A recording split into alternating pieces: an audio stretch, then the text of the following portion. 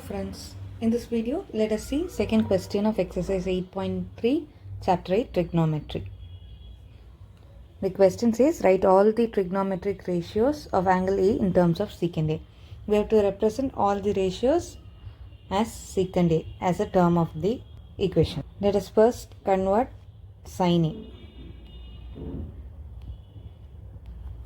We know sin square A plus cos square A is equal to 1.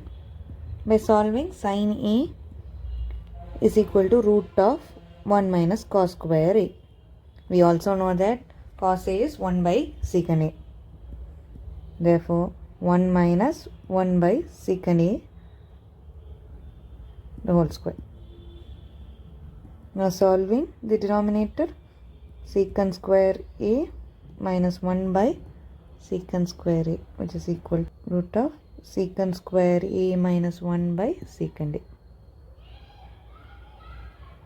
Next, let us express cos A. Cos A is 1 by secant A. So there is no problem in this. Then let us express tan A. By the equation secant square A minus tan square A is equal to 1. We know that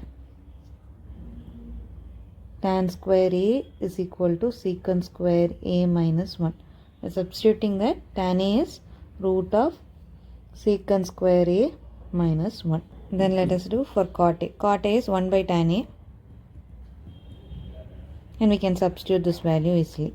1 by root of secant square A minus 1. Next we'll see for cosecant A.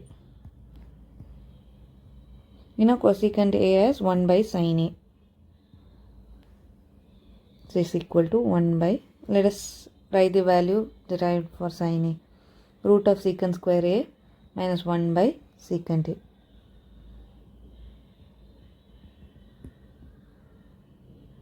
Which gives us value as secant A divided by root of secant square A minus 1.